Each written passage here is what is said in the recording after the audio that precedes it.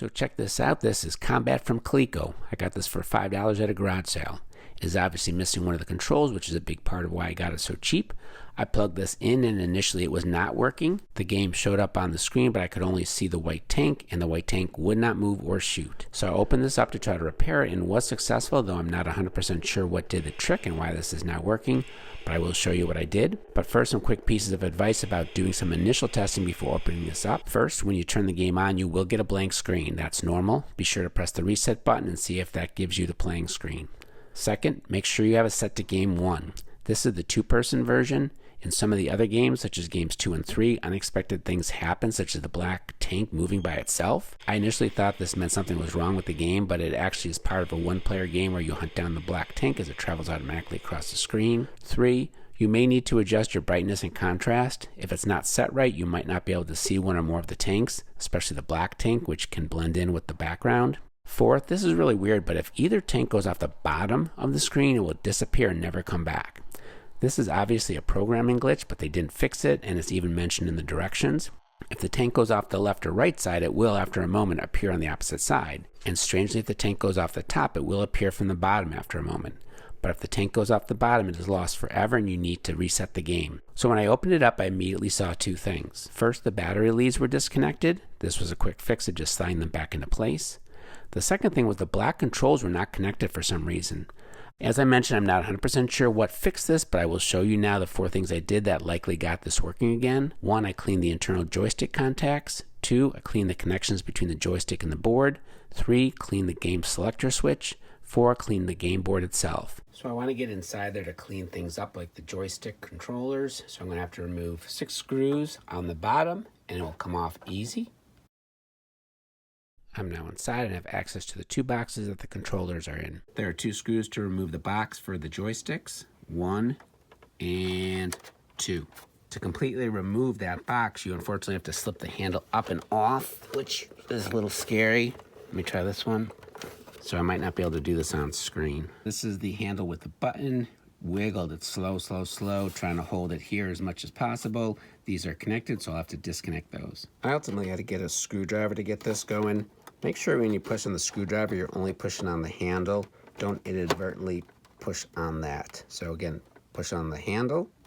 Don't push on the bottom piece. Finally got that piece off. Because it is connected, I'm gonna have to take this board off. It looks like there's 1, 2, 3 screws, and that way I can disconnect this and actually get into this box and see what's going on. That's giving me access to the board. Be aware that it's going to be hooked up to the speaker on the left here as well as on the right, so be careful about pulling it. I'm freeing up the board completely, so I had to wiggle these things off. I had to get in with the screwdriver and actually pry these open a little bit because they didn't want to kind of come off. I'm also going to have to take out this screw from the power jack. I've marked this as A, so I know that it goes over to this box, the empty slot where the other one should have been connected. I'm going to disconnect that and finally hopefully free up that joystick. And you can kind of see, I'm going to zoom in here in a second, how this works. This is connected to the handle, and as you go one way or the other way, it's going to make connection between the central piece and either this piece or this piece. So right there it's connected to the left, there it's connected to the right. It's basically telling the computer which way to go. So left, right.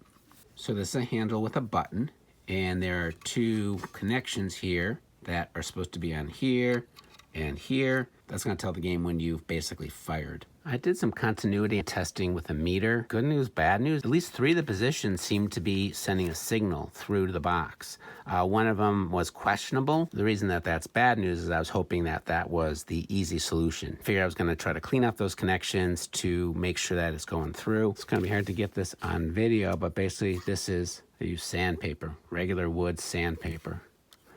Inserted it, kind of pulled it back, got it in here, and then I squeezed it so that there's some resistance, and I did that. Open it up, get the sandpaper in there, close it by doing the joystick, and pull in. But then flipping it over on that side and doing the same thing. So I got it flipped over, closing it, and doing it. Now I have to do the whole other side. So basically 2 times on this side, 2 times on that side, flip it, and do the same thing over here. I did blow it out because I don't want to make sure, you know, there might be a little bit of dust off the sandpaper, so I want to kind of blow off the contacts, make sure there's nothing else stopping that signal from getting through. It's also possible that taking these things on and off a bunch of times cleaned those connections up. Sometimes there's a little bit of corrosion, and sometimes all you got to do is take it on and off, and it will clean that up. That might be the reason why it's working. This is the switch you use to go from game 1, 2, 3, and 4, so I clean those up as well. I also use some isopropyl alcohol in here. You can actually get a Q-tip in here from the side to clean up those little bumps in there. Another thing I cleaned up was there was, I don't know, corrosion or whatever on these pieces here. I used some isopropyl alcohol, 91%. To try to clean those up. I'm not so sure that that made a difference, but that is one other thing I cleaned up. You could kind of do the same thing around the board. At the end of the day, I don't know why this is working now, and it just might be the luck of the gods when these things kind of cure themselves. Reminders as you reassemble. Hook the speakers back up. I did mark them, though I'm not so sure that that matters. I have white wires on the side where the power goes in. Screw back in that power. The board, 1, 2, 3. The joysticks, 1 and 2. Pop the power cord back in. Thanks for watching. Sorry that this was not more clear in terms of what the solution was, but hopefully some of my ideas will help you fix yours. If this was helpful, please subscribe or at least give it a thumbs up. Remember, thumbs up never hurt no one. Thanks for watching.